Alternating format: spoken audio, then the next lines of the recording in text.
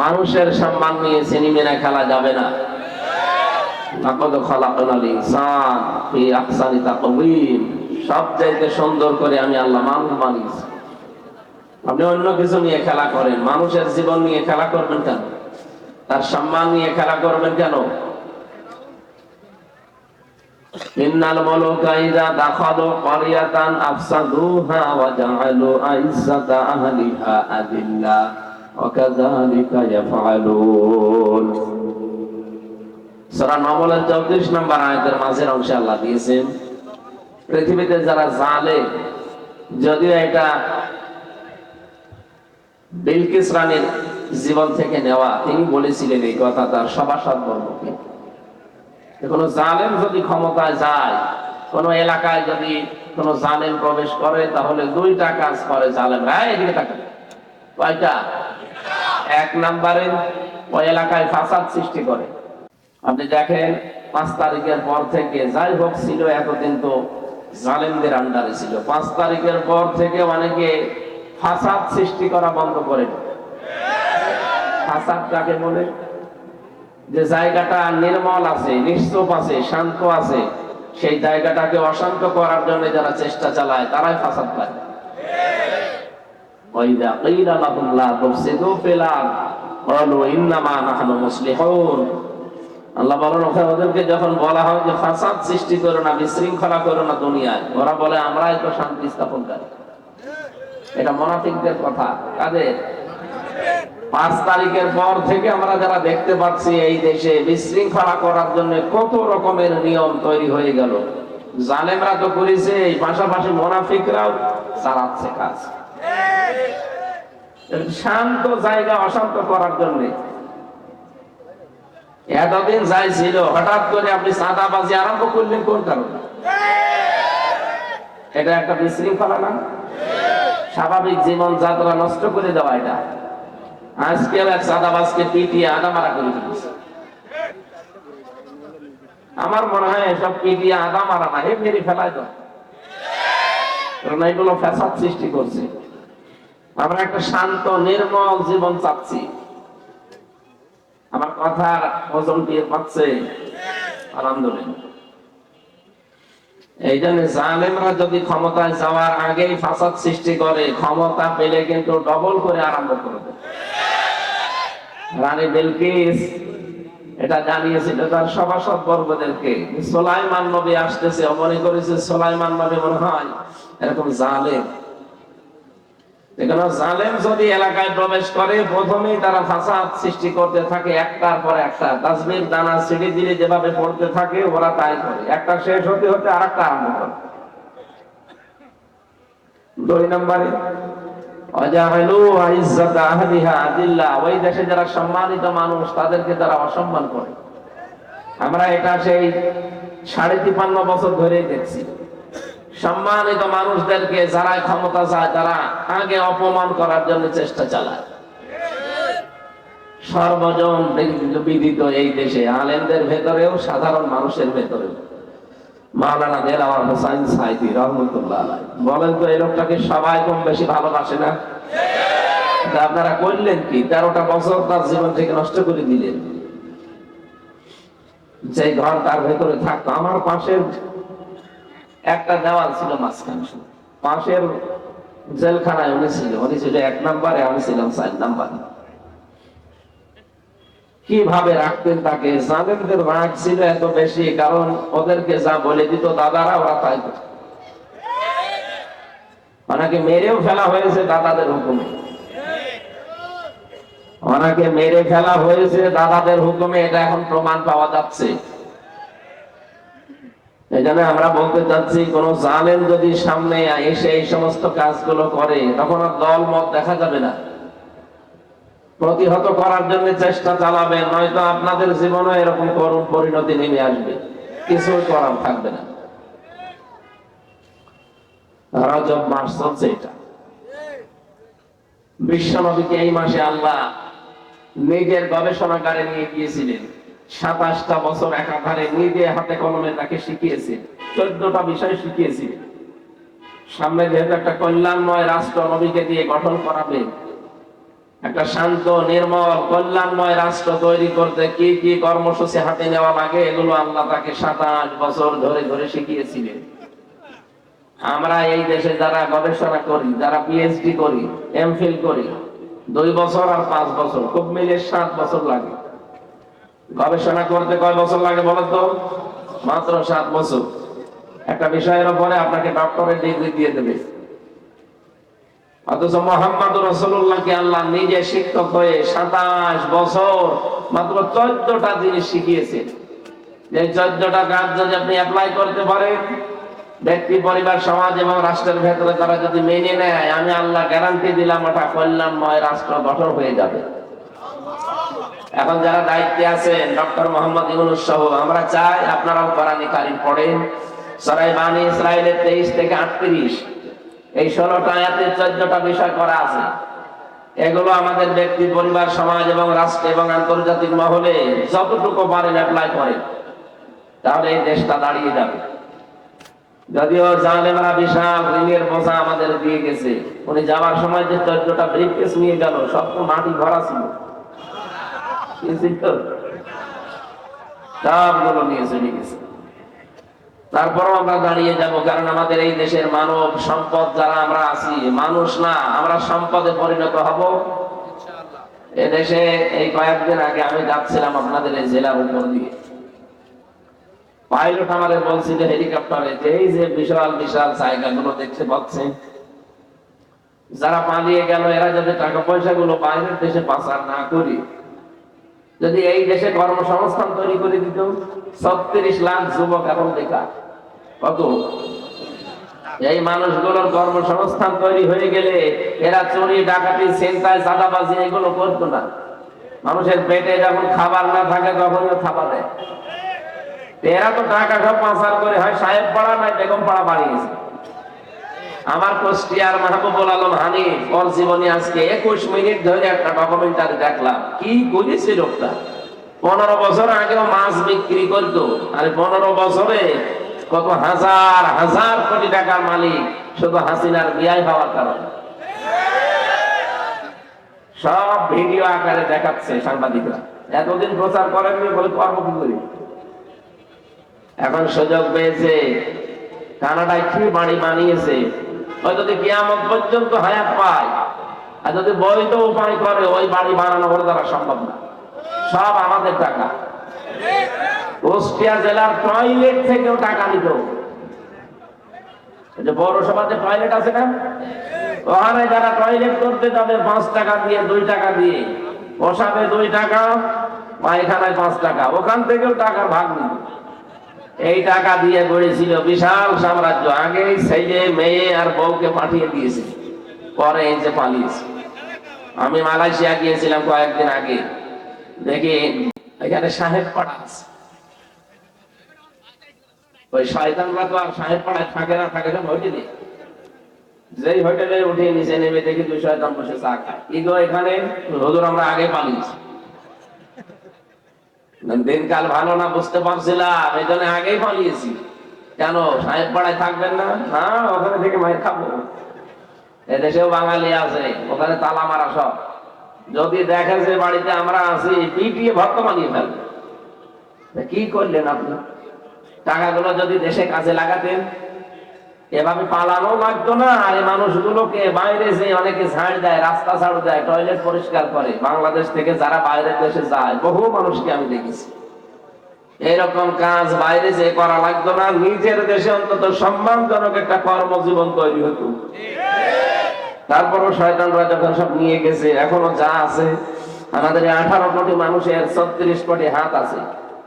এই হাতগুলোকে আজ আমরা কর্মের হাত বানাবো, তাহলে এই জনসংখ্যা জনসম্পদে পরিণত হবে ইনশাআল্লাহ। ফালাকাদ কাররামনা বানি আদম, মানুষকে আল্লাহ বলেন আমি সম্মান দিয়েছি। সুতরাং মানুষের সম্মান নিয়ে সিনেমিনি খেলা যাবে? আরো জোরে বলেন। এদের সম্মান দেওয়া লাগবে। সম্মানিত মানুষদেরকে যারা সম্মান দিতে চান না, আল্লাহ উল্টা করে তাদেরকে ওই বিপদে ফেলে।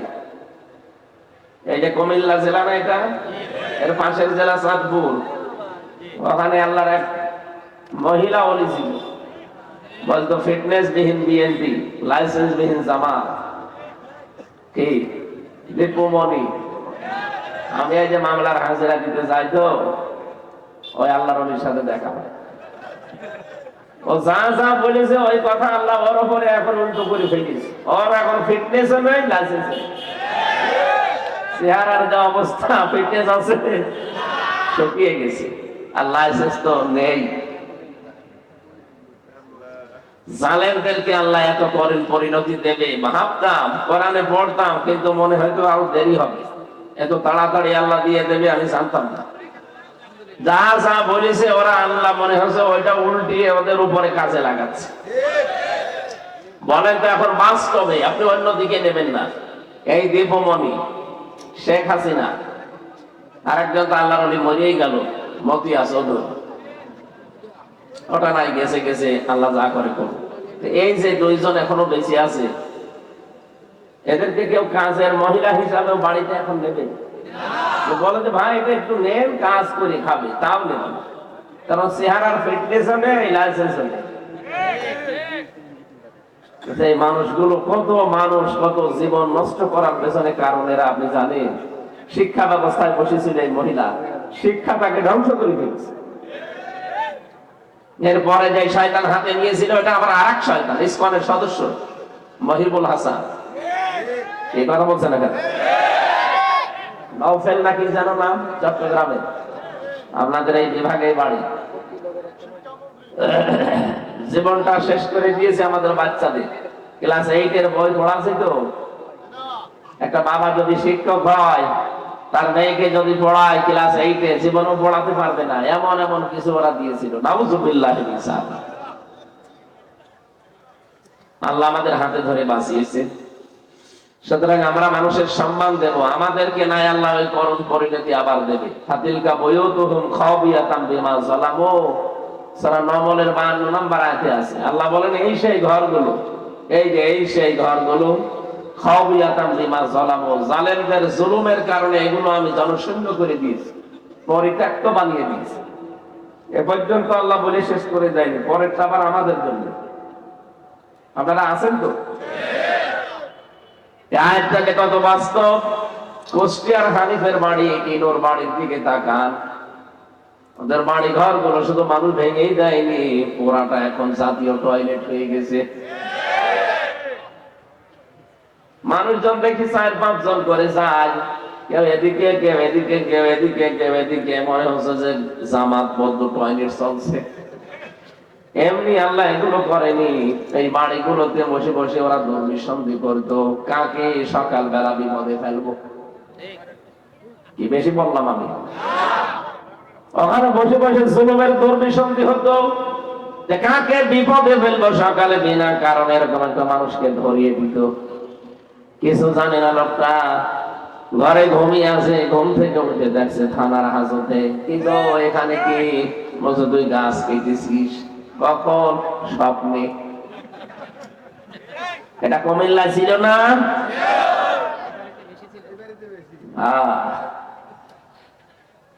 আমারও নিয়ে আসলো বাড়ি থেকে কুষ্টিয়ার সে হালসা ডাবিরা ভিটা, সেখান থেকে নিয়ে এসেছে।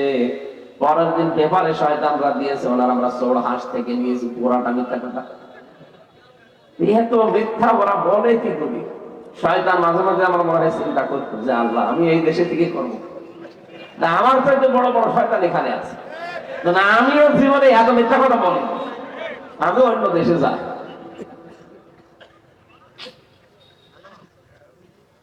পুরাটা উল্টিয়ে এখন দেখেন আল্লাহ ওদের ঘাড়ের উপরে ফেলেছেন। এই যে পাশের জেলা ব্রাহ্মণবাড়িয়া, আনিসুল হক আইনের চেয়ারে বসে সারা জীবন বেআইনি কাজ করতো, আলেমদের নামে কত জঙ্গি মামলা দিয়ে তাদের জীবনটা নষ্ট করে দিয়েছে এই শয়তান। আল্লাহ এখন দেখেন কত নিকৃষ্ট পরিণতি আল্লাহ তারে দেখিয়েছে। এখন শুকিয়ে গেছে, মালের এখন আর সে বয়স নেই। আলেমদের মাজায় দড়ি দিয়ে যখন আদালত প্রান্তরে নিয়ে যেত, ওই শয়তানরা দেখতাম টিপ্পনি কাটতো। ওই যে যেটা দরবেশ সালমান রহমান নাকি যেন নাম, এই সাবধান দেখতেন এত বড় বড় দাড়ি নিয়ে ম্যাজিস্ট্রেটের ঘরে ঢোকে, কি যেন শালা পরামর্শ করে আর বেরিয়ে আসে। তারপর এই ম্যাজিস্ট্রেট আমাদেরকে আরো কড়াকড়ি করে। আমি নিজে দেখেছি আমার মাজায় দড়ি দিয়ে, পায়ে ডান্ডা বেড়ি দিয়ে, হাতে হ্যান্ডকাপ দিয়ে যখন নিয়ে যাচ্ছিল ওই শয়তানকে আমি দেখলাম ও ম্যাজিস্ট্রেটের ঘরে ঢুকে কি যেন বলে, বেরিয়ে আসে সারা পরামর্শ করে, আর তখনই ওরা আমাদের বিরুদ্ধে কঠিন কঠিন রায় দেয়। আমার মনে হয় ওরা যদি এরকম কিছু না বলতো, যে ম্যাজিস্ট্রেট ও নিজের মনে যদি রায় দিতে পারতো, ও ন্যায় বিচার করতে পারতো। ওই একই ম্যাজিস্ট্রেট 5 তারিখের পরে আমার মামলা তুলেছি, শুধু মামলাটা হাতে নিয়ে বলছে কি দেখে রায় দেবো, এর ভেতরে তো কোনো মাল দেখি না, জান সব আমি খারিজ করে দিলাম। বলতে গেলাম একবার যে ম্যাজিস্ট্রেট সাহেব, এই মামলা তো 3 বছর আপনার কাছে ছিল, তখন তো বলেননি যে কোনো মাল নেই, হঠাৎ এখন বলছেন কোনো মাল নেই। এইটাই বলতো যে হুজুর আমার হাত বাঁধা ছিল, ওই যে দরবেশ আসতো, আনিসুল হক আসতো, এসে আমার হাত বেঁধে দিয়েছিল, আমার কিছু করার নেই। এখন আমার হাত খোলা আছে, এখন আমার ন্যায় বিচার করার শক্তি সামর্থ্য চলে এসেছে। এর প্রমাণ আমি নিজে জেলখানায় পেয়েছিলাম। যে ম্যাজিস্ট্রেট আমার 164 নিয়েছিল বানিয়ে বানিয়ে, নিজে নিজে উল্টা পাল্টা লিখেছে দেশের বিরুদ্ধে, আকিস গ্রুপের বিরুদ্ধে, জামাত ইসলামের বিরুদ্ধে, শিবিরের বিরুদ্ধে লিখে আমার সই করতে বলেছে। বললাম কি এটা? বলছে আপনি কালকে বেরিয়ে যাবেন। অথচ ওর ভেতরে সব দেশ বিরোধী কথা ছিল। 13টা পয়েন্টে ওরা লিখে লিখে আমার সই করে, আমি তো বুঝতাম না 164 কি, লিখে নিয়ে আমার বলছে যান নিচে আপনার মেয়েরা এসেছে, কান্নাকাটি করছে, আপনার বাবা মা এসেছে, আপনি চলে যাবেন। ও যে এত বড় ধোঁকাবাজি করবে আমি তো টের পাই। পরে শুনলাম যে 164 ওইটা সব ওরা নিজেরা বানিয়ে লিখে আমার নামে চালিয়েছে, আমার সইটা নিয়ে। পরবর্তীতে জেলখানায় যে দেখি কয়েকদিন পরে ওই শয়তান ম্যাজিস্ট্রেট ধরতেছে, কি এখানে কি? হুজুর আমার বউ আমার যৌতুকের মামলা। ঠিক করি বলছে আমার বরদোয়া দিয়ে না, এটা আমার কিছু করার না, উপর থেকে আমার স্বরাষ্ট্র মন্ত্রণালয়, আইন মন্ত্রণালয় থেকে যা বলতো আমি তাই করতাম। তাহলে আপনি যাইনি শুনে একজন মানুষের জীবন নষ্ট করবে? এই যে এই ছিল দেশের বিচার ব্যবস্থা। ওরা নিজেরা, আমি বাস্তবে তো টের পেয়েছি, নিজেরা এই কাজ করতো যে না আজকে কিছু করার নেই। অথচ ওই লোকটাই আগস্টের 5 তারিখের পরে রায় দিচ্ছে যে যান সব মামলা জামিন না, খারিজ করে দিলাম। যে মামলা জামিনই হয় না 3 বছর, সেটা খারিজ হয় কি করে? তার মানে হাত বাঁধা ছিল, হাত খুলে গেছে। আমরা চাই এই দেশে 1628টা চেয়ার আছে, এই চেয়ার না, 1628টা চেয়ার আছে, প্রতিটি চেয়ারের হাত যেন এভাবে আবু সাইদের মতো খোলা থাকে। এটা চান না? তারা চান দেখি লিল্লাহি তাকবীর।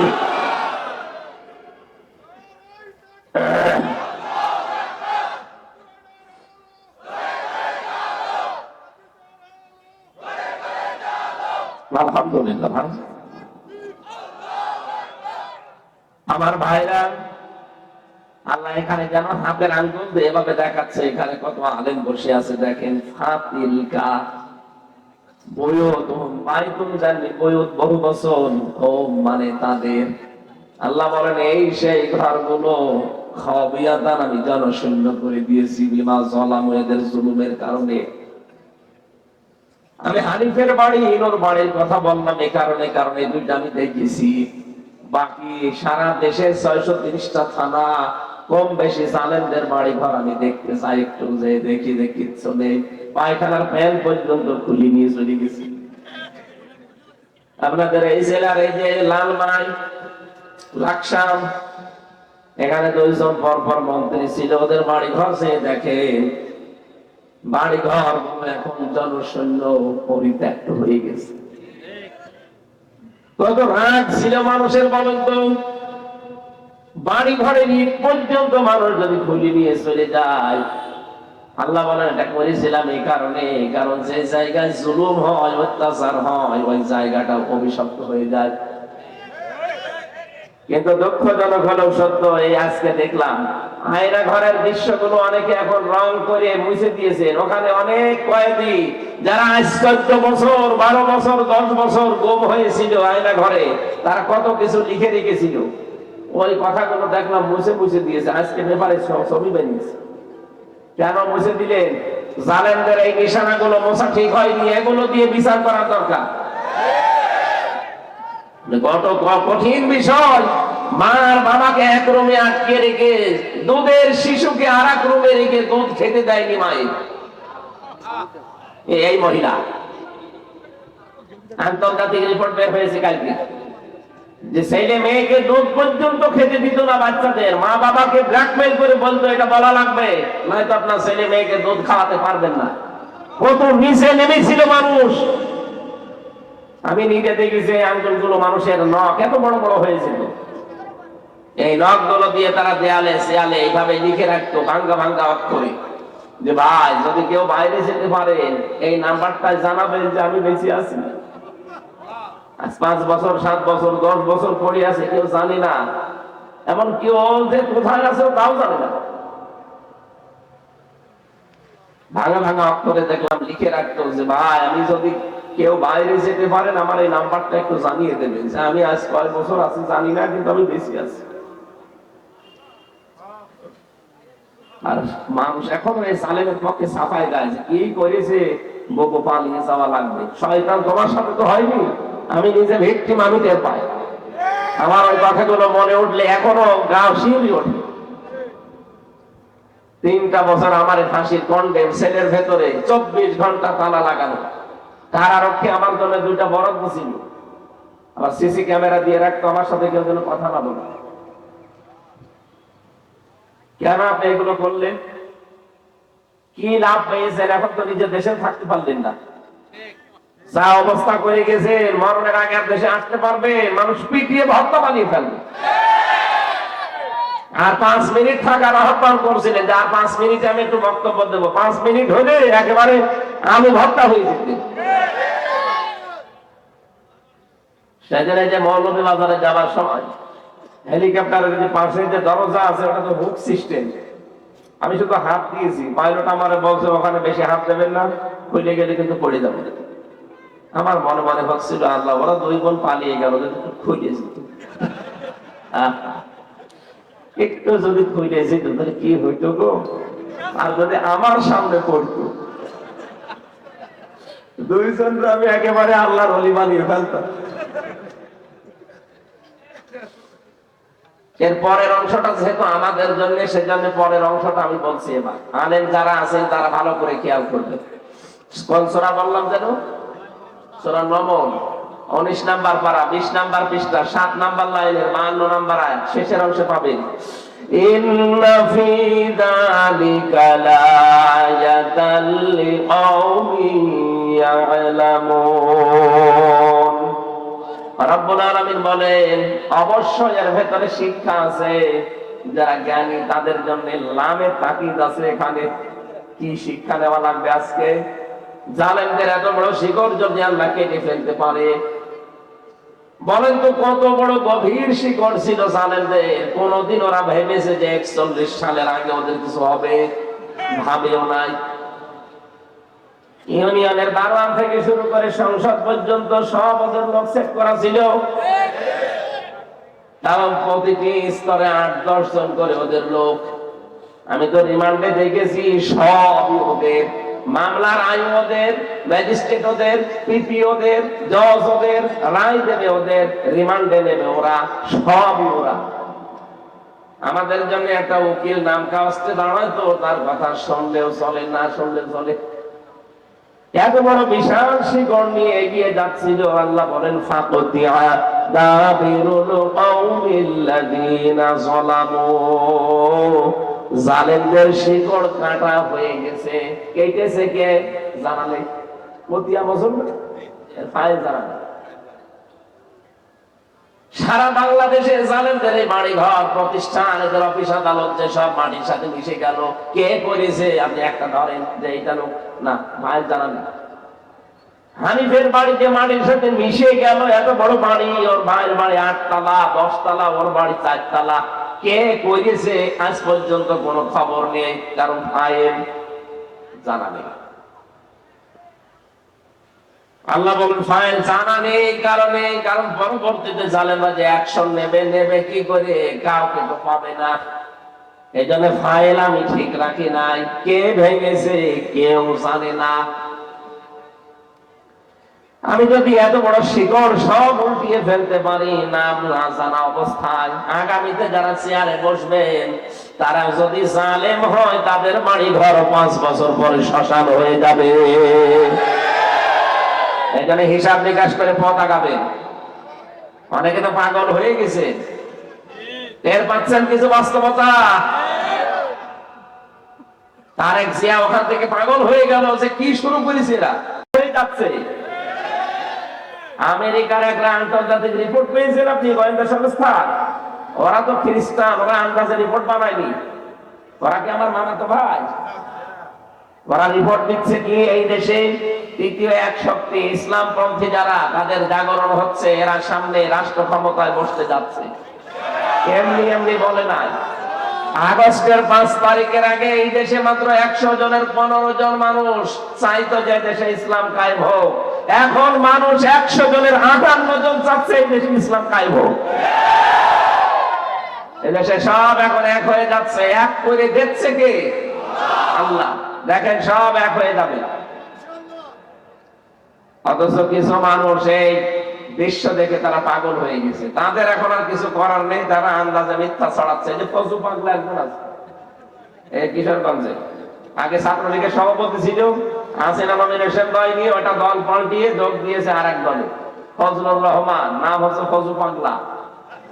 ও বলছে এই দেশে ইসলামপন্থী যারা আছে, বাইরের দেশের মুসলমানকেও যদি নিয়ে আসে, সব মিলে এরা 10 ভাগ ভোট পাবে। আরে ভাই, ভোট এই 15 বছর হয়েছে, আপনি আন্দাজে বলেন কেন? ভোট দিয়ে দেখেন কয় ভাগ পায়।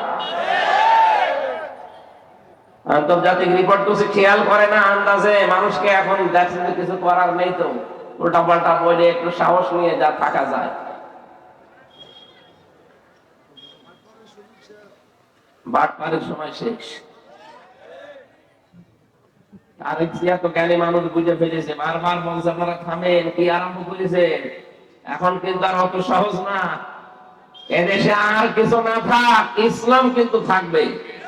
এখানে সব এখন ইসলামের জন্য এক হয়ে যাচ্ছে। জামাত ইসলাম, চরমনাই, হেফাজত ইসলাম, খেলাফত, সবকিছু যদি এক হয়ে যায়, এদেশে 100 জনের 58 জন না, 100 জনের 100 জন মানুষ দেখবেন ইসলাম চায়।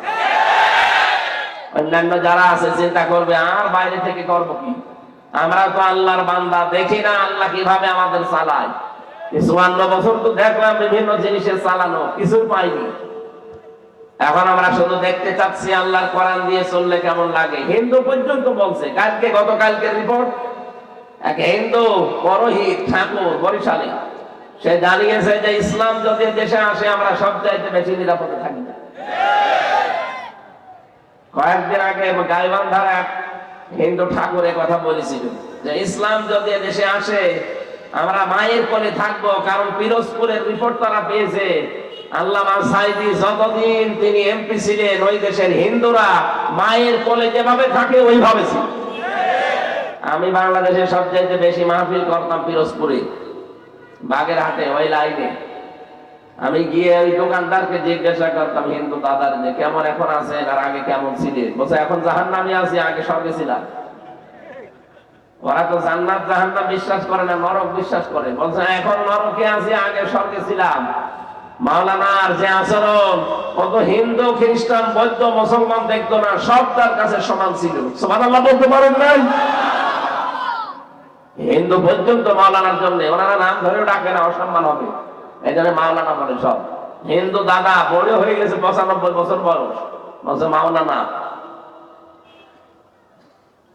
আমরা দেখতে পাচ্ছি যেহেতু আল্লাহ আমাদের দেখাবেন, সূরা কসসের 6 নম্বর আয়াতে আপনি পাবেন, অনুমাক্কিনা লাহুম ফিল আরদ, এই জমিনে আমি আল্লাহ শাসন ক্ষমতা এদেরকে দেব, কারণ এরা নির্যাতনের স্টিম রোলার এদের উপরে চলেছে।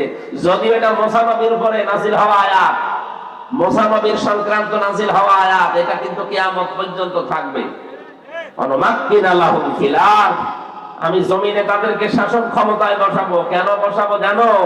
অনুরিয়া ফিরাউনা ও হামানা ও জুনুদাহুমা মিনহুম মা কানু ইয়াহজারুন, আমি ফেরাউন, হামান আর তার সৈন্য বাহিনীকে দেখাতে চাই যাদেরকে তারা বেশি ভয় পেত তাদেরকে আমি জমিনে ক্ষমতা দিয়ে ওদেরকে দেখাবো। 53 বছরে একটা দলকে তারা সবচেয়ে বেশি ভয় পেত, এই জালেমরা। কথা বলেন না কেন? আল্লাহ যেন এখন হাতে করে তাদেরকে জমিনের শাসন ক্ষমতা দিয়ে দেখাতে চাচ্ছে। আর কোরআনের কথা 100% সত্য হবে, আল্লাহ দেখাবে।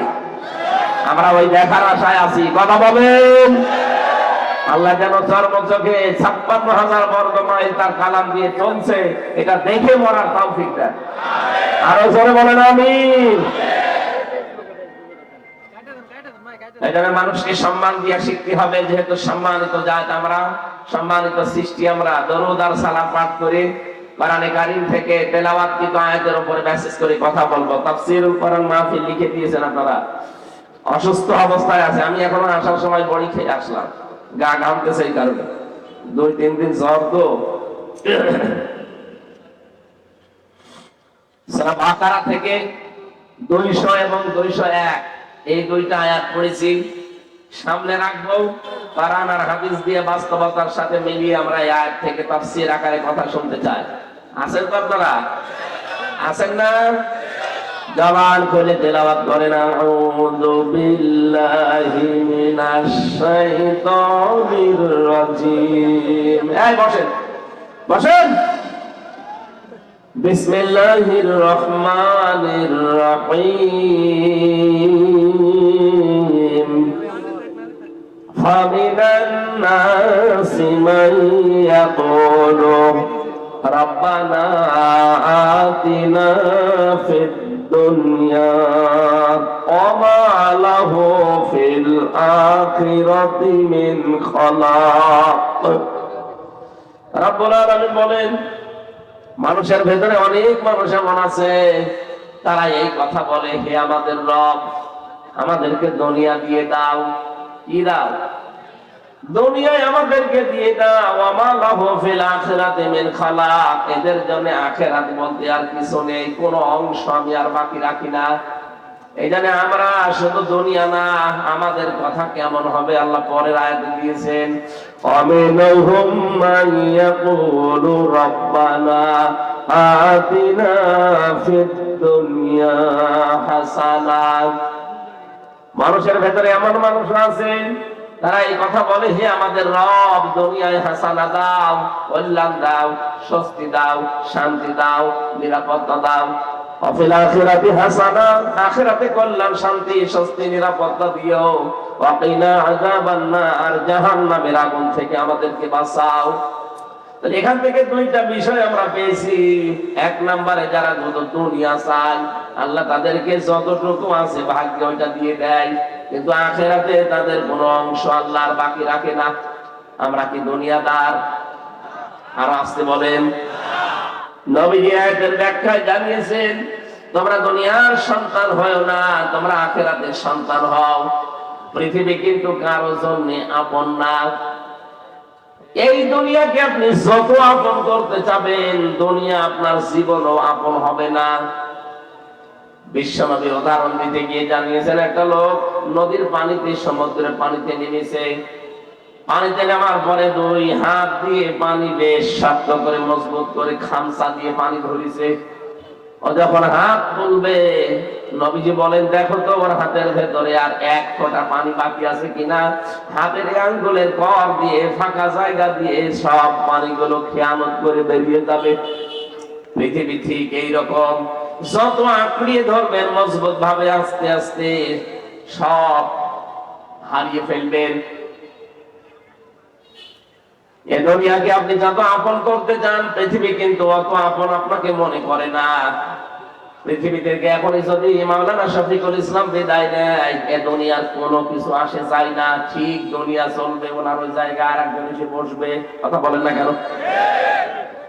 এজন্য পৃথিবী আমাদের কারো জন্য আপন না। আমাদের আপন একটা জায়গা আছে, বিশাল জীবন পড়ে আছে আমাদের। হাতায় বলে দুনিয়া কিছু দরকার নেই, তা না। দুনিয়াতে যতটুকু লাগবে আপনি ওই পরিমাণে নিয়ে সন্তুষ্ট থাকবেন। কেউ যদি দুনিয়ার এই পরিমিত বিষয়গুলো পরিমিত ভাবে ব্যবহার করে যেতে পারে, মহান আল্লাহ তার জন্য 3টা পুরস্কারের ব্যবস্থা করেছেন। দুনিয়া লাগবে না তা না, লাগবে, কিন্তু যতটুকু দরকার ততটুকু। আমার এই জামার হাতাটা তাকান, যতটুকু আছে ঠিক আছে না? কথা বলে না কারণ এখন যদি এটা আমি এই পর্যন্ত দেই, মানুষ আমারে বলবে পাগল। এটা যদি আবার এই পর্যন্ত দেই, মানুষ বলবে পাগল। কিন্তু এটা যতটুকু আছে এইটা ঠিক আছে। পৃথিবীতে আমরা যারা চলছি ঠিক এইভাবে চলা লাগবে, যে যতটুকু দরকার ততটুকু, বেশিও না কমও দরকার নেই। এই ছেলে, বসো।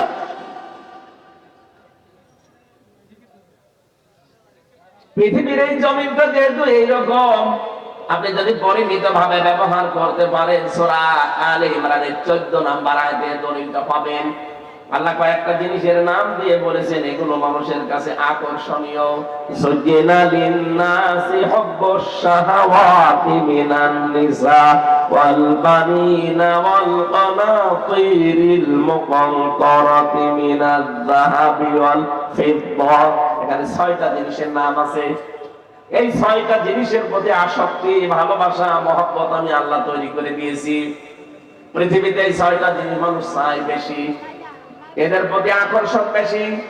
কিন্তু এই বিষয়গুলোকে যদি পরিমিত ভাবে কন্ট্রোল করে মানুষ ব্যবহার করে যেতে পারে, লিল্লাযীনা তাকাউ ইনদা রাব্বিহিম জান্নাত, এই মানুষগুলোর জন্য আমি আল্লাহ 3টা পুরস্কারের ঘোষণা দিলাম। তারা রবকে ভয় করে যদি এগুলোর ব্যবহার করতে পারে, তাদের 1 নাম্বার পুরস্কার দেব আমি আল্লাহ জান্নাত। তাজরি মিন তাহতিহাল আনহার, যার তলদেশ দিয়ে নদী আর নহর প্রবাহমান থাকবে। যেহেতু দুনিয়ায় টাটকা বিষয়গুলো পরিমিত ভাবে ব্যবহার করেছে, ও জানতো যে এগুলো মন মতো ব্যবহার করা যায়, কিন্তু না, এটা নির্দিষ্ট সীমানা আছে। স্ত্রীকে আমারও মনে চাই সুন্দর করে সাজিয়ে মানুষকে দেখায়, আপনার চাইতে আমার বউ সুন্দরী কম না।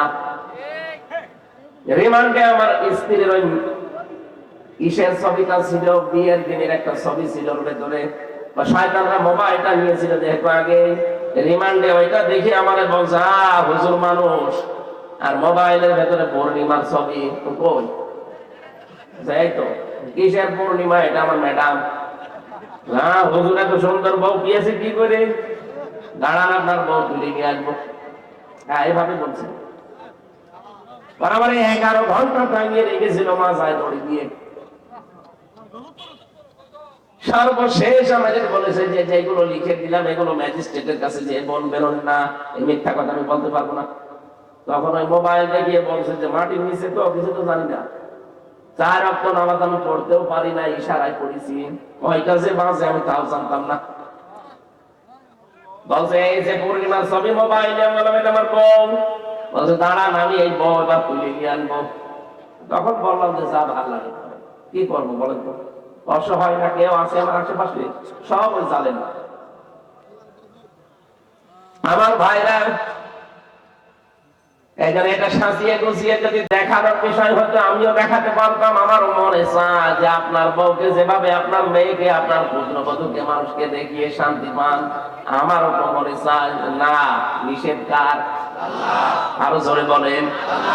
এই দেশের ধনী মানুষ যারা, দেখি অধিকাংশ ধনী মানুষদের জামা দামি হয়, শার্ট, মোবাইল দামি হয়, ঘড়ি দামি হয়, গাড়ি দামি হয়, বাড়ি দামি হয়, শুধু বউ আর মেয়ে কম দামি হয়। এদের মেয়েদের, এদের বউদের, এদের পুত্রবধূদের কোন জায়গায় কি আছে, অনেকে চোখে এই ক্যামেরা দিয়ে সব একবারে ফ্ল্যাশ মেরে দেয়। কেন? এটা কি দেখানোর বিষয় দুনিয়ায়? এটা দেখানোর বিষয় আছে শুধু আপনার জন্য, যার বউ সে দেখবে। কথা বলেন ঠিক কিনা? এটা আপনি ব্যবহারটা করলেন সুন্দরভাবে, সঠিকভাবে, উল্টা পাল্টা ব্যবহার করেননি, এই কারণে আল্লাহ আপনাকে 3টা পুরস্কার দেবেন। এমন জান্নাত আল্লাহ আপনার জন্য বানিয়ে রাখেন, দেখছেন যে জান্নাতের তলদেশ দিয়ে নদী আর নহর প্রবাহমান থাকবে। কয়দিন আপনি থাকতে পারবেন? খালিদিনা ফিহা, চিরকাল। কতদিন? ওয়াজওয়াজুম মুতাহহারা, আল্লাহ বলেন পবিত্র স্ত্রী তোদেরকে দেওয়া হবে। এই মুতাহহারা শব্দের ব্যাখ্যায় আমি পড়েছি, পৃথিবীতে যত সুন্দরী মহিলা হোক, 100 ভাগ পবিত্র কোন মহিলা আছে? আস্তে বলেন। উপরে ফিটফাট দেখতে কি হবে, ভেতরে সতর্কাত। তার হাতে কানে নাকে মুখে শরীরের বিভিন্ন জায়গায় ময়লা ভরা। আল্লাহ বলেন এমন আছো আজ এমন স্ত্রী আমি বানিয়ে রেখেছি তোদের জন্য। ওই রকম স্ত্রী যদি পৃথিবীতে একবার মুখ বের করে থুতু নিক্ষেপ করে তামাম দুনিয়ার পানি সব মিষ্টি হয়ে যাবে। কোনদিন ওই মেয়েটা ওই হুর ওই স্ত্রী তোর উপরে রাগ করবে না। এখানে যত বড় আলেম হোক স্বামী স্ত্রীর ভেতরে কোনোদিন ঠোকাঠুকি হয়নি এমন মানুষ পাবেন? এই যে এটা জিজ্ঞেস করেন।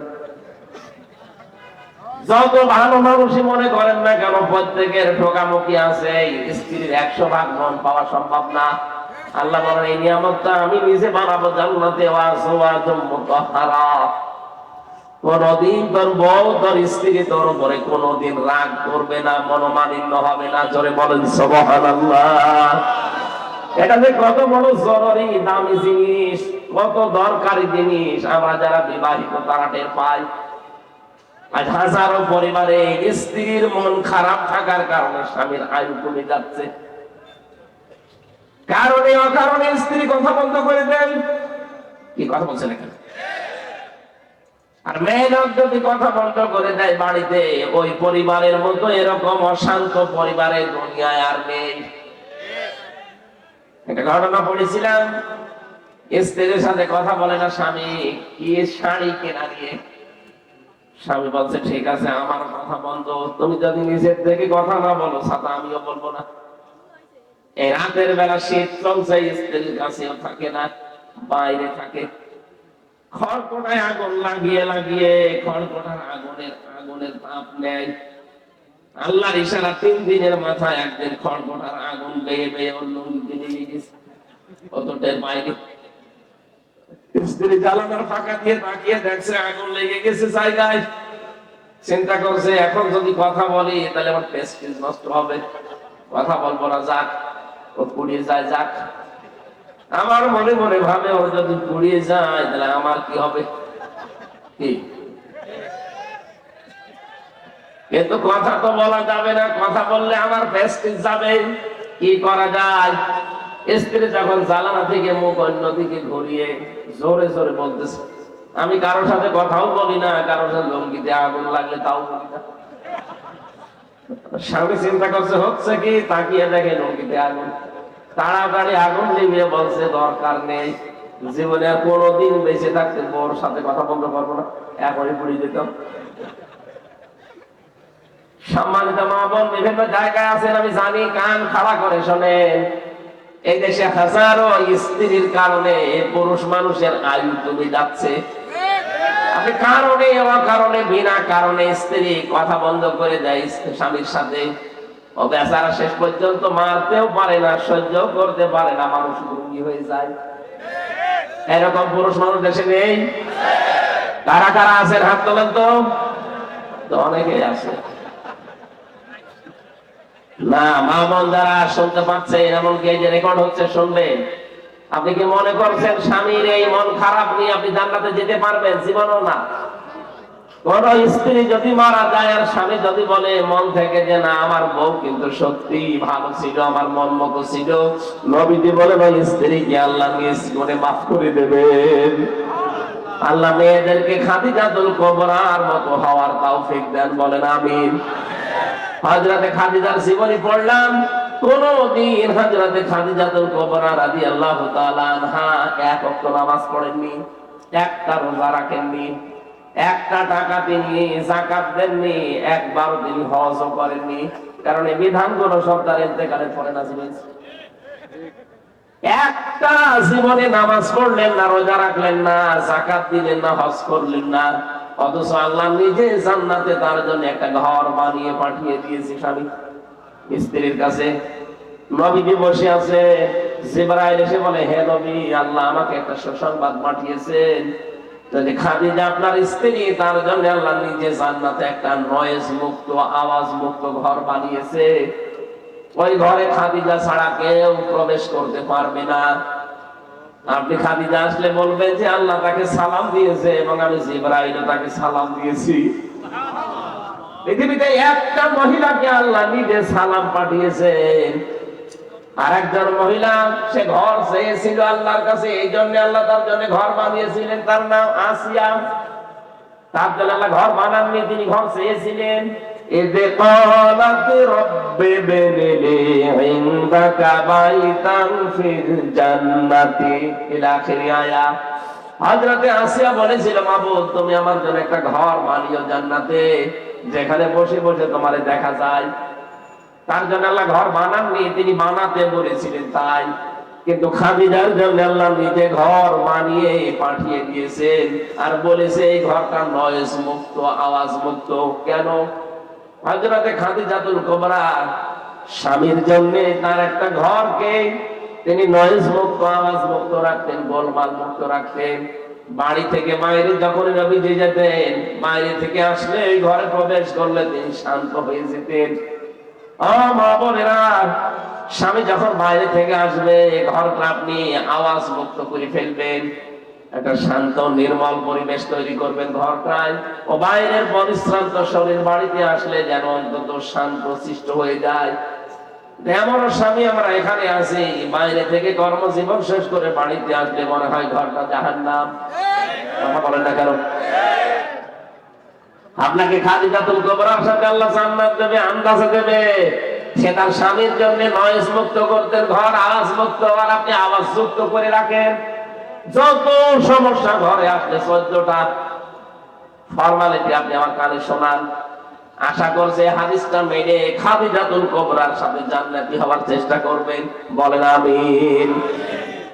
যে কথাটা বলতে পর্যন্ত এসেছিলাম, হযরতে খাদিজাতুল কুবরা রাদিয়াল্লাহু তাআলা আনহা প্রতিদিন রাতের বেলা তিনি স্বামীর জন্য দরজার সাথে হেলাপ দিয়ে তিনি ঘুমিয়ে থাকতেন। নবীজি যে আসতেন একবার ডাক দিতেন খাদিজা, সঙ্গে সঙ্গে খুলে যেত।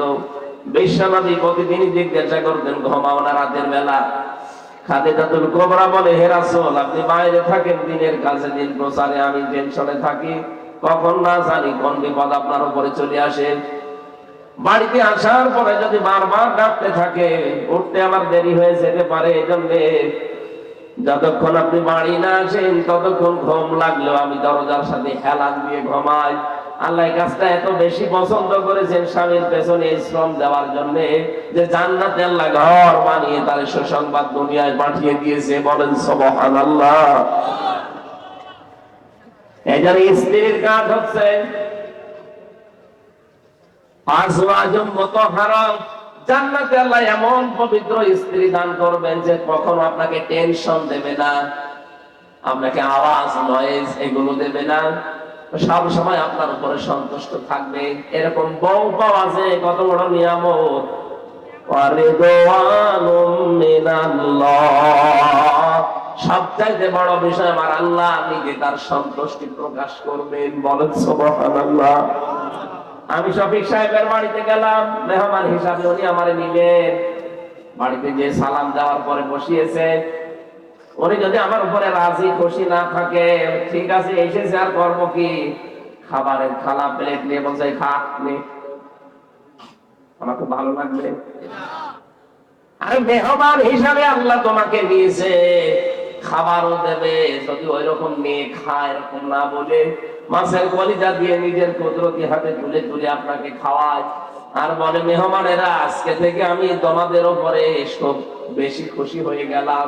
তখন মেহমান খেয়ে থাক না খেয়ে থাক এমনিতেই পেট ভরে যাবে।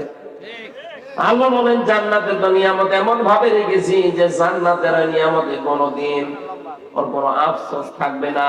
ওয়ালাকুম ফিহা মা তাশতাহি আনফুসুকুম ওয়ালাকুম ফিহা মা তাদউন নুজুলাম মিন গফুরির রহিম। আমি জান্নাতটা এমন ভাবে বানিয়েছি যে চাওয়ার আগে জিনিস পাওয়া যাবে। মনের ভেতরে কামনা বাসনা যা আসবে চাইতে দেরি, চাওয়াও লাগবে না, কামনা আসলে ওটা জান্নাতে পাওয়া যাবে। এটা আমরা 100% বিশ্বাস করি তো করি। তাহলে দুনিয়ার এই বিষয়গুলো পরিমিত করা লাগবে, ব্যবহার করবেন ঠিক, কিন্তু পরিমিত করা লাগবে। একেবারে ছেড়ে দিলে আপনি তো চলতে পারবেন না। রাব্বুল আলামিন বলেন বহু মানুষ এমন আছে তারা দুনিয়াকে বলে আমারে দিয়ে দাও, কিন্তু আমি আখেরাতে তাদের জন্য একটা অংশ বাকি রাখি না, কারণ তারা আখেরাত চায় না। কিন্তু আমার মুমিন বান্দা বান্দী যারা, এই মানুষগুলো দুনিয়া চায়, আখেরাত চায়, আর জাহান্নাম থেকে বাঁচতে চায়। এখন দুনিয়ায় আমরা যারা হাসানা চাই, কল্যাণ চাই, এখানে যারা হাজী সাহেব আছে, প্রত্যেকটা হাজী দেখবেন রুকনে ইয়ামিনী থেকে হজরে আসওয়াদ, এই জায়গাটা পার হওয়ার সময় আল্লাহর কাছে বলে, রব্বানা আতিনা ফিদ দুনিয়া হাসানা, হে আল্লাহ দুনিয়ায় হাসানা দাও। দুনিয়ায় আমরা যারা এতদিন এই দোয়া করেছি, আমি নিজেও তো প্রতিদিন এই দোয়া করতে আছি যে দুনিয়ায় হাসানা দাও, এখানে আমরা করি না। এক কথা বলেন না কেন? যারা এই দোয়া করেন যে আল্লাহ দুনিয়ায় হাসানা দাও, দুনিয়ার হাসানা কি? তাফসীর থেকে আমি শোনাচ্ছি এবার। দুনিয়ার হাসানা আমি পেয়েছি 16টা। কেউ যদি দুনিয়ার হাসানা পেতে চায় তাহলে কয়টা জিনিস পাওয়া লাগবে? আরো জোরে বলেন। আপনি দেখেন তো পেয়েছেন কিনা। এতদিন ধরে দোয়া করছেন যে দুনিয়ায় হাসানা দাও, তো দুনিয়ার হাসানা কি? দুনিয়ার হাসানায় 16 নম্বর 16টা জিনিস পাবেন। 10টা জিনিস দুনিয়ার হাসানা, আর আখিরাতের হাসানা 5টা। ওয়াকিনা আযাবান্নার, আর জাহান্নাম থেকে বাঁচার উপায় একটা। 10, 5 আর 1 সব মিলে কত? আরো জোরে। এই দোয়াটা সে জন্মের পর থেকে করছি আমরা এতদিন, আজও করছি, কিন্তু আসলে পেয়েছি কিনা দোয়ার যে কথাগুলো বলা হয়। এবার মেলাবেন আপনার দোয়া কতদূর কবুল হয়েছে। 1 নম্বরে দুনিয়ার হাসানা হচ্ছে কোরআনে কারীম পাওয়া। এখন প্রশ্ন আসতে পারে, কোরআন তো পেয়েছি না। কেউ যদি কোরআন পায় তাহলে তার 4টা জিনিস পাওয়া লাগবে। আপনারা কি চলে যাবেন নাকি? আছেন তো? এটা আছে সূরা বাকারার 221 নম্বর আয়াতে, আল্লাযীনা আতাইনাহুমুল কিতাবা ইয়াতলুনাহু হাক্কা তিলাওয়াতি উলাইকা ইউমিনুনা বিহি ওয়া মান ইয়াকফুর বিহি ফাউলাইকা হুমুল খাসিরুন। বলেন আল্লাহু আকবার। আল্লাহ বলেন, আমি যাদেরকে কিতাব দিয়েছি, যারা আমার কিতাব পেয়েছে, এই মানুষগুলো তার হক আদায় করে, তেলাওয়াত করে। হক আদায়ের বিষয়ে আমি 4টা বিষয় দেখেছি তাফসীরে। 1 নম্বরে শুদ্ধ করে পড়া, 2 নম্বরে ওটা বোঝা, 3 নম্বরে নিজের প্র্যাকটিক্যাল জীবনে ওটা আমল করা, কাজ করা অনুযায়ী, 4 নম্বর ওটা যেন মানুষ মানতে পারে সেই ব্যবস্থা করে দেওয়া। এখানে আমরা যারা আছি হয়তো কোরআন শুদ্ধ করে পড়তে পারি, 1 নাম্বার পেলাম। 2 নম্বরে হয়তো আমরা বুঝি কম বেশি, 3 নম্বরে আমার প্র্যাকটিক্যাল লাইফে কম বেশি আমরা মানতে পারি। 4 নম্বরে এটা আমি মানুষকে মানাতে চাই, এইটাই আমরা অনেকে নেই। কথা বলছে না কেন? এটা আমি মানুষকে মানাতে চাই, এরকম পরিবেশ তৈরি করা লাগবে না? একামতে দিনের দায়িত্ব যারা পালন করে তারা তো এটাই চায় যে আমি শুধু নিজে মানবো না, আমি মানুষকে মানাতে চাই। আমি যেমন নিজে দুর্নীতি করি না, আমি করতেও দেব না। কথা বলেন। আমির জামাত ডক্টর শফিকুর রহমান হাফিজাহুল্লাহ উনি এই ঘোষণায় দিয়েছেন যে আগামীতে যদি ইসলাম এদেশে আসে, সাদাবাজি চলবে না। সাদাবাজি নিজেরা করি না, কাউকে করতেও দেব না। আমরা তো কোরআনের হক আদায় করতে চাই। কারণ রব্বানা আতিনা ফিদ দুনিয়া হাসানা, দুনিয়ায় হাসানা দাও বলে আমি শেষ করে দিতে চাই না। আমি দুনিয়ার হাসানা চাই। দুনিয়ার হাসানা যদি পেতে চায় তাহলে নিজে মানলে হবে না, এটা যেন মানুষ মানতে পারে সেই ব্যবস্থা করে দেওয়া লাগবে। আর এই কাজ করতে চাই, এজন্য অনেক জালেম, অনেক মুনাফিক আমাদেরকে ধর্ম ব্যবসায়ী বলছে। এরা ধর্ম ব্যবসায়ী হয়ে গেছে।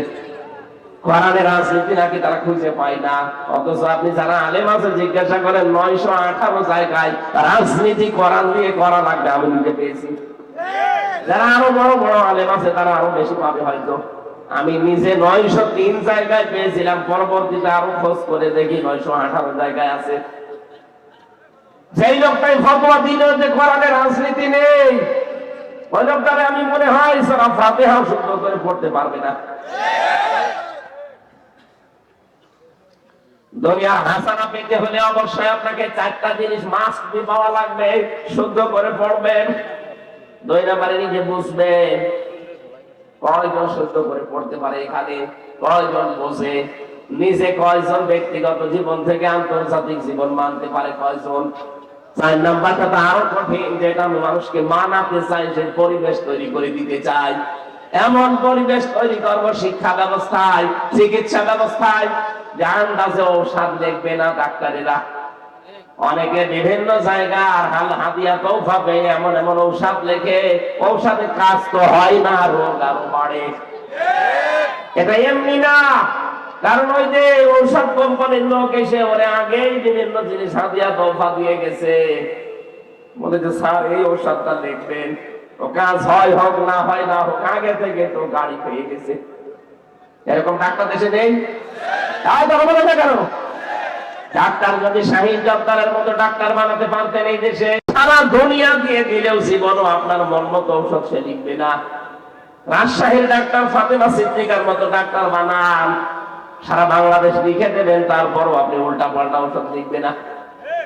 অথচ কত ডাক্তার দেখি সব বেতন দরজা দিয়ে দেওয়া থাকে, আগে থেকে সব পেয়ে যায়, এই জন্য এমন ঔষধ লেখে রোগী বাঁচানোর তাগিদার মরে যায়। এজন্য সব বিভাগগুলো মুক্ত করা লাগবে, যেন মানুষ এখানে আল্লাহর বিধান মানতে পারে, সেই ব্যবস্থা আমি করতে চাই। আর আমার যতটুকু বিশ্বাস, একামতে দ্বীনের দায়িত্ব যারা দেশে পালন করে তারা এইটাই চায়, যে আমি নিজে মানবো তা না, আমি মানুষকে মানাবো। কথা বলেন ঠিক কিনা? এটা যদি আপনার কাছে রাজনীতি মনে হয়, হ্যাঁ এটা আমার রাজনীতি। আমি কোরআন নিজে পড়বো, শুদ্ধ করে আমি বসবো, আমি নিজে মানবো, আমি মানুষকে মানাবো। বলেন, এটা মানুষকে মানাতে গিয়ে যদি ঝামেলা হয়, হ্যাঁ আমার ঝামেলা হবে। যদি এর জন্য দল করা লাগে আমি দল করব, এর জন্য যদি মিছিল করা লাগে মিছিল করব, যদি ভোট দেওয়া লাগে ভোট দেবো। কারণ আমি চাই কোরআন মানুষ যেন মেনে নিতে পারে, সেই পরিবেশ দরকার না? হাজারো জায়গায় কোর্টে যাবেন, কুমিল্লার কোর্টে, কোর্টের ইট পর্যন্ত টাকা চায়। বেশি বললাম?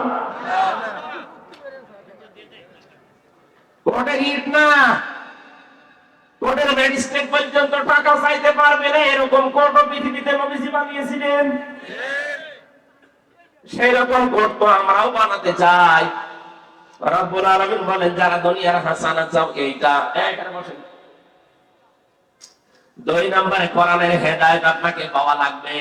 3 নম্বরে পরিশ্রম করতে পারা, এটা দুনিয়ার হাসানা। আজ আমরা বসে খেতে চাই না, শ্রম দেওয়া লাগবে। লাকাদ খালাকনাল ইনসানা ফি কাবাদ, অবশ্যই আমি আল্লাহ মানুষকে বানিয়েছি কঠোর পরিশ্রমের পর পরিশ্রম দিয়ে।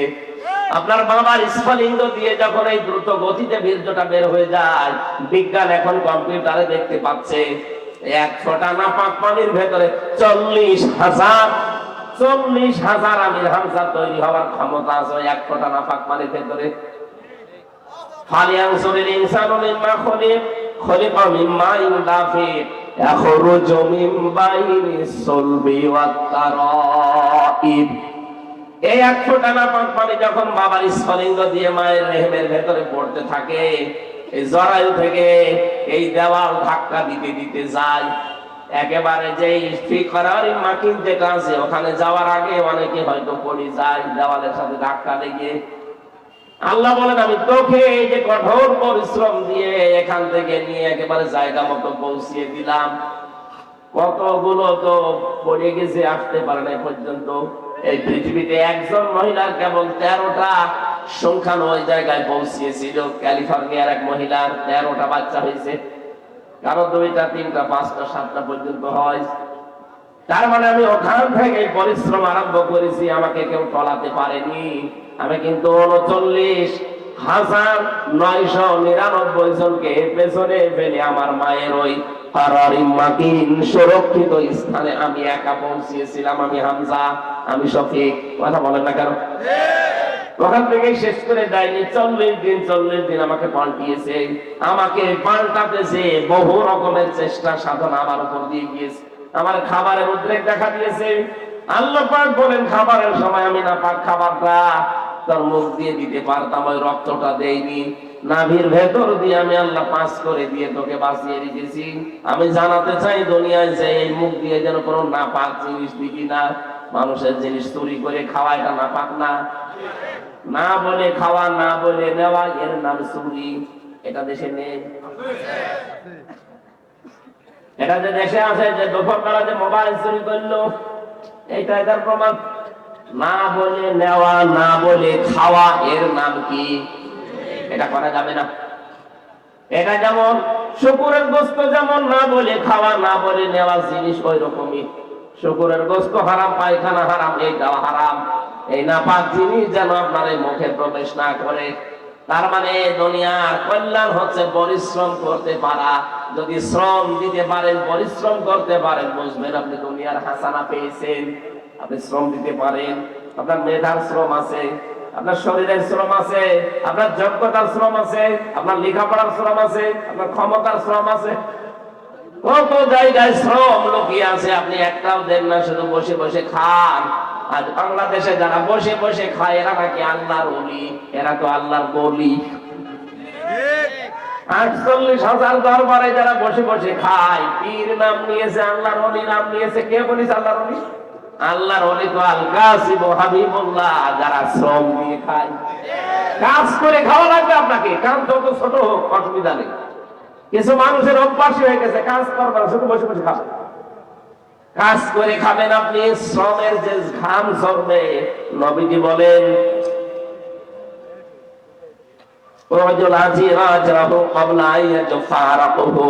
শ্রমিকের ঘাম শুকিয়ে যাওয়ার আগে তার টাকাটা হাতে ধরিয়ে দাও। এত মর্যাদা, এত মূল্য শ্রমিকের।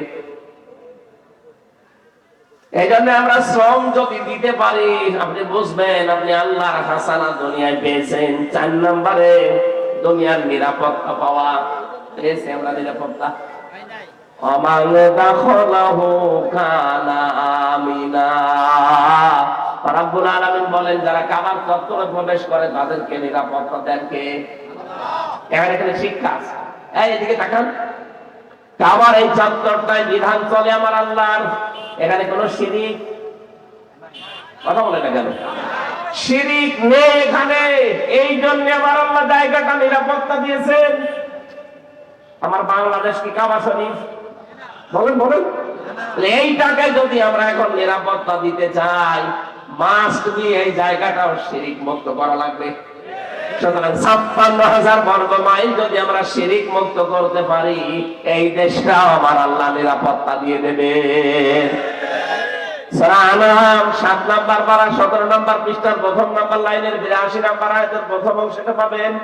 আল্লাযীনা আমানু ওয়া লাম ইয়ালবিসু ঈমানাহুম বিযুলমিন উলাইকা লাহুমুল আমনু ওয়া হুম মুহতাদুন। রাব্বুল আলামিন বলেন, যারা ঈমান আনে, ঈমানের সাথে এখানে জুলুম মানে শিরক। তাফসীরে আছে জুলমিন আই শিরকিন, যারা নিজেদের ঈমানের সাথে শিরক মিশ্রণ করবে না। শিরক এখন কাকে বলে এটা আপনাকে আগে জানা লাগবে। আল্লাহ যেটা পারে ওইটা অন্য কেউ পারে, এই কথা বিশ্বাস করার নাম শিরক। আর আসতে বলেন, বলেন ভাই, দুনিয়া চালাতে পারে কে? আরো জোরে, আল্লাহ। লাহুল খালকু ওয়াল আমরু, দুনিয়া বানিয়েছেন যিনি, হুকুমও চলবে। আরো আসতে বলেন। এটা সূরা আরাফের 54 নাম্বার আয়াতের মাঝের অংশে আছে, আলা লাহুল খালকু ওয়াল আমর। দুনিয়া বানিয়েছি আমি, এখানে বিধান চলবে কার? সুতরাং আল্লাহর এই জমিনে আল্লাহর আইন বাদ দিয়ে যারা অন্য আইন এখানে দাঁড় করাতে চান, তারা শিরক করছেন। আর শিরক করলে সেই লোকটা মুশরিক। কথা বলছেন না কেন? এর চাইতে ভেঙে ভেঙে কি বলা যায়? এর বড় অনেকে বলো, হুজুর আমি বুঝি না। এদিকে আসেন, কানের নিচে দুটো থাপ্পড় দিয়ে বোঝাচ্ছি আপনাদের। আল্লাহর আইন বাদ দিয়ে অন্য আইন যারা দুনিয়ায় কায়েম করতে চাচ্ছেন, তারা শিরক করছেন। কারণ আল্লাহ যেটা পারে ওটা অন্য কেউ বলেন বলেন। আমি আর নিচে নামলাম না, এরপরেও যদি কেউ না বোঝা ভান করে থাকেন, আপনার কপালের হেদায়েত নেই। সুতরাং দুনিয়ার নিরাপত্তা পাওয়ার একটাই পদ্ধতি আছে, শিরক মুক্ত তৈরি করা লাগবে পৃথিবী। কাবা শরীফ যেমন শিরক মুক্ত, এই জন্য আল্লাহ শান্তি, স্বস্তি, নিরাপত্তা দিয়ে দিয়েছেন। কাবার বাইরে যাবেন, সেখানে চিন্তায় আছে, মারামারি আছে, গালাগালি আছে, কিন্তু কাবার ভেতরে কোনো মারামারি নাই, পুরাটা নিরাপত্তায় আল্লাহ ঢেকে দিয়েছেন। দুনিয়ার হাসানা চায়, হাসানা চায়, হাসানা চায়, আন্দাজে হাসানা দেবে। দুনিয়াকে শিরিক মুক্ত করো। আর শিরিক আরো কি করে হয় সেই কাজ করেন। কত মানুষ এই দেশে আমরা বলতে শুনি ক্ষমতার উৎস জনগণ, এটা শিরিক। ক্ষমতার উৎস কে? আরো জোরে বলেন কে? আমার এর চাইতে ভেঙে বোঝানোর কায়দা নেই। আপনি এখন না বুঝলে বাড়ি চলে যেতে যান। 5 নম্বরে শান্তি সুখ পাওয়া। শান্তি আমি পেয়েছি 3টা, সুখ পেয়েছি 4টা, সব মিলে 7টা। শান্তির আরবি হচ্ছে রাহাতুন, শান্তির আরবি হচ্ছে ইসলাম, সিলমন, সালমন। আর সুখের আরবি হচ্ছে রাহাতুন। সুখ 3 প্রকার হয়, শান্তি 4 প্রকার হয়। এত কথা আল্লাহ কোরআনের এই আয়াতের ভেতরে লুকিয়ে রেখেছে। আমরা মনে করি রব্বানা আতিনা ফিদ দুনিয়া হাসানা, একটা দোয়া, আর দোয়া, কিন্তু সব এর ভেতরে আমার আল্লাহ দিয়েছেন। আমি তো এই দোয়াটা নিয়ে বিশ্লেষণ করে দেখেছি, দুনিয়া আখিরাতে যা আছে সবই আছে। এই দোয়াটা যদি কেউ সত্যিই পেয়ে যায়, সে দুনিয়া আখিরাত সব পেয়ে গেছে। বলেন সুবহানাল্লাহ। 6 নম্বরে পেয়েছি সুস্থতা, এটা দুনিয়ার হাসানা। এরপরে ভালো যানবাহন পাওয়া, এটা দুনিয়ার হাসানা। এরপরে হালাল কর্মজীবন, এটা যদি আপনি পেয়ে যান, এটা দুনিয়ার হাসানা। উত্তম বাসস্থান যদি পেয়ে যান, এটা দুনিয়ার হাসানা। কোরআনের সমাজ দুনিয়ায় পেয়ে যাওয়া দুনিয়ার হাসানা। এরপরে সন্তান যেন ভালো হয়, এটা দুনিয়ার হাসানা। এরপরে স্ত্রী যেন ভালো হয়, দুনিয়ার হাসানা। ধৈর্য যেন সব কাজে ধরা যায়, এটা দুনিয়ার হাসানা। এই 10টা বিষয় আমি তাফসীর থেকে পেয়েছি হাক্কারিতে, যে দুনিয়ার হাসানা যদি কেউ পেতে চায়, এই 10টা বিষয় তাকে পাওয়া লাগবে। এখন আপনি বলেন এই 10টা আপনি পেয়েছেন কিনা? রব্বুল আলামিন বলেন ফিল আখিরাতি হাসানা, আখিরাতের হাসানা 5টা। মরণ যেন ভালো হয়। ভালো মরণ ওইটা যেটা গলায় দড়ি দিয়ে হয়, বিষ খেয়ে হয়। কোনটা? শহীদের মরণ, শাহাদাতের মরণ যেটা, এটা দুনিয়ার হাসানা, আখিরাতের হাসানা। কবর যেন ভালো হয়, ভালো কবর ওইটা যেন পাকা করা হয়, যেটা মোজাইক পাথর দেওয়া হয়। হযরত উসমানের মতো মানুষ পড়ে আছে, মাথার কাছে একটা পাথর দেওয়া মাত্র। আর বাংলাদেশে গরু ছাগল মরে যায়, কবর 2 তলা হয়। কে বলেছে আপনাকে কবর পাকা করা লাগবে? বঙ্গবন্ধুরে কবর পাকা করতে এর আশপাশে কত টাকা খরচ হয়েছে। জিয়াউর রহমানের কবর পাকা করতে কেন করা লাগবে? মাওলানা মতিউর রহমান নিজামী পড়ে নেই, মাওলানা দেলাওয়ার হোসেন সাইদি পড়ে নেই। কেন আপনার কবর এত সুন্দর করে পাকা করে মোজাইক পাথর দিয়ে এত বিউটিফাই করা লাগবে? দুনিয়ায় যদি কবর ভালো কবর ওইটা হতো যেটা পাকা কবর, তাহলে রাসূলুল্লাহর কবর কি করতে আপনি টের পাচ্ছেন? খালি তার লাশটা চুরি করার জন্য খ্রিস্টানরা ইহুদিরা চেষ্টা করেছিল। এই জন্য বাদশাহ নুরউদ্দিন জঙ্গি রহমতুল্লাহ আলাইহি সীসা গলা প্রাচীর দিয়ে, একেবারে সীসা গলা প্রাচীর দিয়ে পাতাল পর্যন্ত ওটা কবরটাকে সংরক্ষণ করে দিয়েছে, কেউ যেন আর ভাঙতে না পারে। কিন্তু সাহাবীদের যতগুলো কবর আমি দেখেছি, হযরতে ফাতেমা, হযরতে ওসমান পড়ে আছে, এত বড় বড় জান্নাতি সাহাবী, কবর পাকা করা দূরের কথা, একটা মাত্র পাথর দেওয়া, বোঝাও যাচ্ছে না এটা কবর কিনা। এই জন্য ভালো কবর ওইটা, সেই কবর বোঝা যায় না। আল্লামা সাইদের কবরে যান, দেখেন পড়ে আছে একটা সাধারণ ভাবে। আখিরাতের হাসানা আপনি পাচ্ছেন না। এজন্য ওসিয়ত করে যাবেন যে আমার কবরের জন্য 10 লাখ টাকা বাজেট করার কোনো দরকার নেই, ওই টাকাগুলো গরিব মানুষের সংসার চালাতে দিয়ে দিও। 3 নম্বরে হাসর যেন ভালো হয়। ভালো হাসর হবে হামানের সাথে, কারুনের সাথে। ভালো হাসর হওয়ার জন্য ভালো মানুষ লাগবে।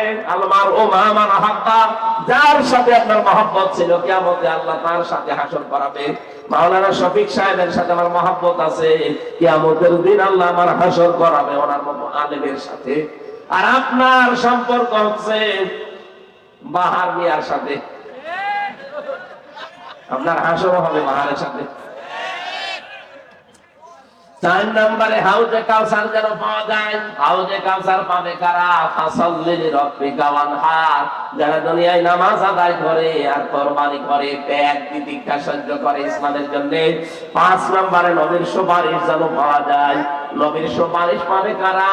সূরা তাহা 109 নম্বর আয়াতে আছে, ইয়াউমা ইযিল্লা তানফাউশ শাফাআতু ইল্লা মান আযিনা লাহুর রাহমানু ওয়া রাদিয়া লাহু কাওলা। এই 5টা জিনিস যদি আপনি পেয়ে যান দুনিয়ায় মরণের পরে, তাহলে আপনার আখিরাতের হাসানা আপনি পাবেন। আকিনা জাহান্নার, জাহান্নাম থেকে আমাদের বাঁচাও। নবীজি বলেন জাহান্নাম থেকে বাঁচার উপায় মাত্র একটা, হাল আদুল্লুকুম আলা তিজারাতিন তুনজিকুম মিন আযাবিন আলীম। তোমাদেরকে এমন একটা ব্যবসার কথা বলবো যেটা করলে জাহান্নামের আগুনে যাওয়া লাগবে না।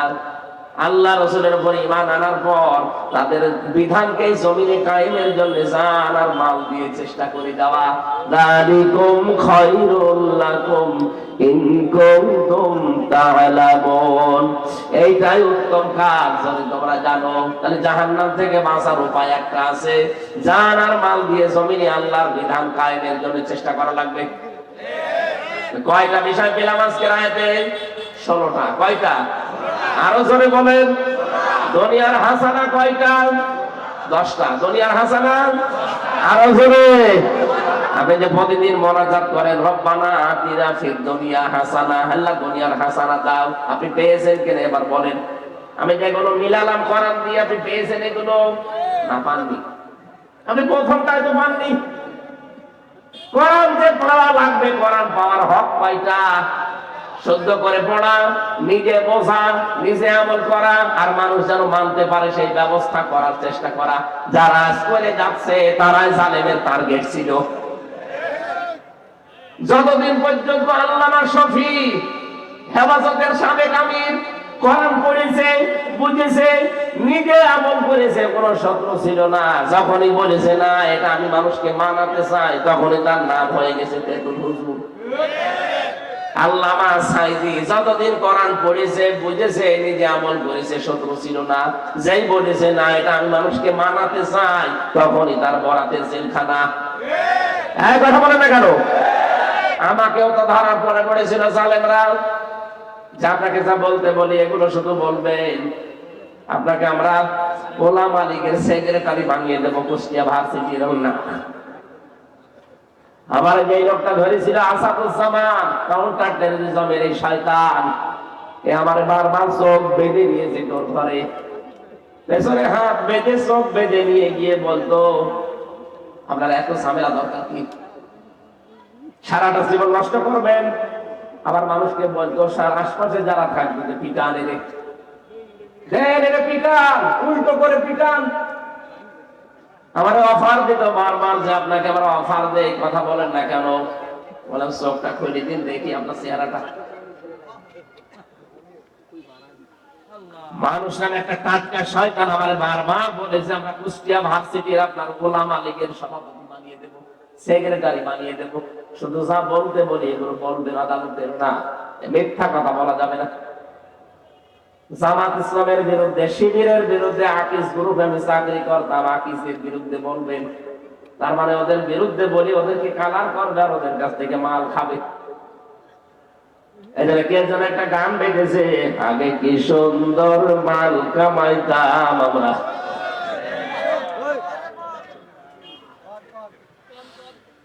আরে ভাই দুনিয়ার হাসানা চাই, আমরা শুধু দোয়া করে শেষ করে দিইনি, আমরা দুনিয়ার হাসানা চাই। এই কারণে তো মানুষ যেন কোরআন মানতে পারে সেই পরিবেশ দরকার না? পরিবেশ এখন আছে, তৈরি করা লাগবে 10টা। আর আখিরাতের হাসানা ওই 5টা। জাহান্নাম থেকে বাঁচতে হলে মাস্ট বি জমিনে দিন কায়েমের আন্দোলন আপনাকে করাই লাগবে। এই পৃথিবীতে দিন কায়েমের আন্দোলন করা ফরজ, বিরোধিতা করা কুফরি, আর চুপ থাকা মুনাফিকি। আল্লাহ আমাদের হেফাজত করুন। এই 16টা বিষয় যেন আমরা দুনিয়া আখিরাতে পাই। আল্লাহুম্মা আমিন। লা ইলাহা ইল্লা আনতা সুবহানাক ইন্নী কুনতু মিনাজ জালিমিন। রব্বানা আতিনা ফিদ দুনিয়া হাসানাহ ওয়া ফিল আখিরাতি হাসানাহ ওয়া কিনা আযাবান নার। রব্বুল আলামিন সৈয়দপুর কুমিল্লা জেলার সৈয়দপুরের দিকে তুমি তাকাও। হাজার হাজার বান্দা বান্দি আমরা এখানে বসে বসে তোমার কোরআনের কথা শুনছিলাম। দুনিয়া এবং আখিরাতের জন্য যে কল্যাণ হাসানার কথা তুমি জানালে, কম বেশি আমরা অনেকেই জেনে ফেলেছি। এই 16টা বিষয় তুমি আমাদের জীবনে দিয়ে দাও। 2 দিন ব্যাপী এই মাহফিলটা করার জন্য তোমার বান্দারা যে শ্রম দিল, ময়নাল মাস্টার আল্লাহ তাআলা যত যুবককে সাথে নিয়ে প্রবাসী যারা আছে এলাকার বহু মানুষ, এই প্রবাসীরা নিজেদের হালাল রুজি থেকে টাকা পয়সা পাঠিয়েছে।